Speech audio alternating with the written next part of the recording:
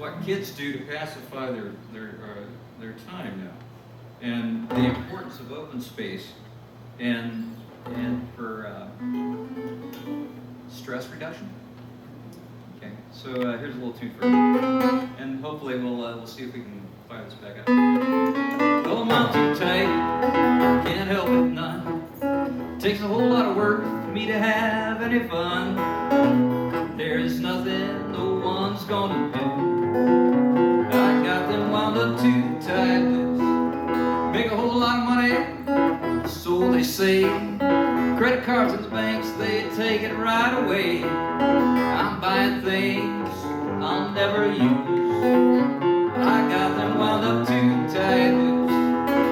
Well, I called up the preacher to see if he could help me some, and I heard him on the TV say there's peace for everyone. Well, I asked him to pray for me and make me alright, and he said, send a couple $100, you'll feel less uptight.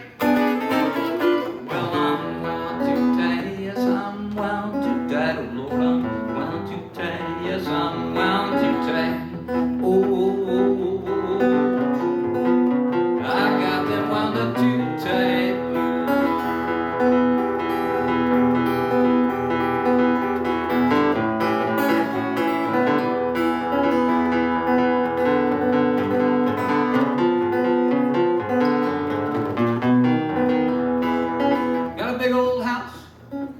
Big old yard, and it looks real nice, cause Lord, I work real hard. I'm doing things I hate to do. I got them wound up too tight. Got 3 or 4 kids, and I raised them right, and I made darn sure they'd be wound up too tight, so they could be like me through and through. They could be wound up too tight too. I love this country. Everybody's free.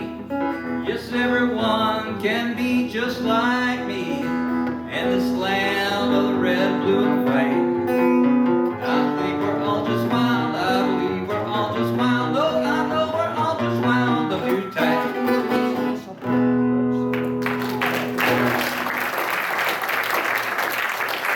So while we're dealing with the technical difficulties here, you know, I wrote that song while I was mowing my grass. Okay, and I didn't want to be mowing the grass. And as I was making my passes around the yard, I was getting more and more uptight and whatnot. And I just did this thing in Kansas where I was talking to people about fly fishing and stress reduction. And Harvard Medical Association just released a nice little paper talking about how fly fishing is the perfect way to engage in the out of doors. And the rhythmic motion can kind of take you away and pull you into soft focus and whatnot. And I'm always looking out for articles like that because they reinforce the importance of outdoor experiences. And so in my talk, if we get this thing going, we will talk a little bit about how important the outdoors is for health and medical benefits. And I think we're on to something there. We may just change systems here. So one of the other things that is very concerning, and anybody read that book, Last Child in the Woods? Okay, right. And how do kids spend their time today? There was a little joke going around, we need a 12-year-old to fix the technology, because that's what they do, right? You know. And when we were growing up, we spent a lot of time in the outdoors, and I happened to be thinking about that, wrote this song, and it's the same key as the last song I played, so bear with me. But it was really quite funny. I was entertaining my 12-year-old niece, and we were driving down the road, and she asked me if I had any music in the car, and I hit a CD, and I was working through editing that song. And she said, "Uncle Steve, that sounds like you." And I said, "Well, it is." And she thought that was kind of cool, and I thought it was kind of cool. She recognized my voice. But the second verse of the song, I mentioned about skipping school. And she says, "Uncle Steve, did you skip school?" And I said, "Yeah, just a few times." And she said, "You did it more than once?" And I realized at that point, I was going down a very slippery slope. But I grew up on the Stillwater River primarily, which is one of Ohio's scenic rivers, and wrote this tune about those experiences. And by golly, we need to get kids outside. When I was just a little boy, my mama said to me, well, you can't go to that river, son, until you're in your teens. I figured out she didn't know it wasn't gonna hurt her none. I headed to the waterside and I had myself some fun. Oh, still water, how I come to love you like my friend. Oh, still water, always looking around the next bend. When I look back upon my life and the things that I have done, well, you know that I still recall nearly every single one of them good times I had down by that waterside.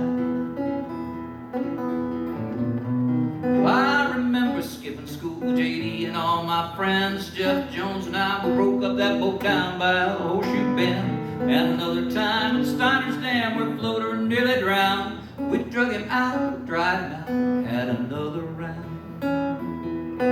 Oh, still water, all those stories you could tell. Oh, still water, some of them I remember oh so well. When I look back upon my life and the things that I have done, well, you know that I still recall nearly every single one of them good times I had down by that waterside. I think we're done. When I got a little older, Lord, you know just what I'd do. I'd take my girl to the riverside and show you what I knew about how that dancing water, well, it could pacify your mind. We'd sit there by the riverside and have ourselves good times. Oh, still water, how you help soothe this troubled mind. Oh, still water, how you help me through some troubled times. When I look back upon my life and the things that I have done, well, you know that I still recall nearly every single one of them good times I had down by that waterside.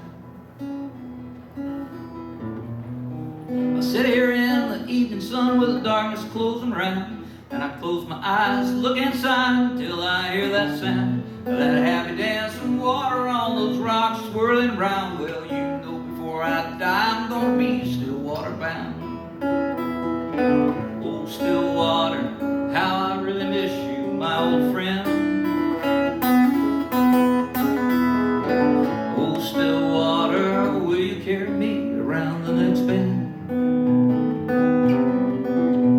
When I look back upon my life and the things that I have done, well, you know that I still recall nearly every single one of them good times I had down by that waterside. Of those good times I had down by that waterside.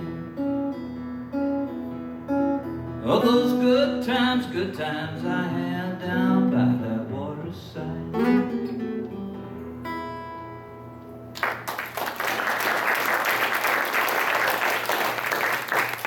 All right, we may have to have some remote assistance there. Let's see, there we go, good.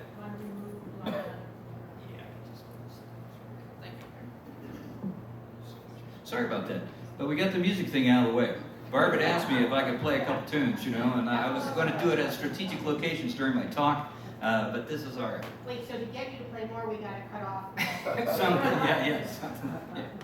All right, so we got the introduction. So, you know, we're going to be talking about, I named this presentation the intrinsic value of open space because intrinsic is essential, you know. I mean, that's the definition of the word, and it refers to natural.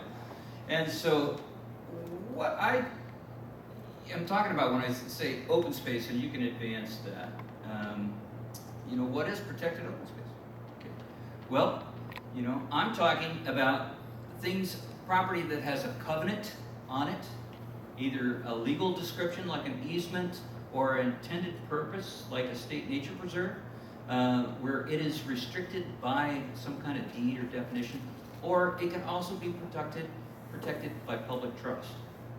And when you're talking about park district lands, you know, the legislation in 1917 that was adopted to create park districts in Ohio. It said, may buy lands, to this end, may buy lands for the protection and conservation of the natural resources of the state of Ohio, and to those ends, develop them as such as the board seems conducive for the general welfare.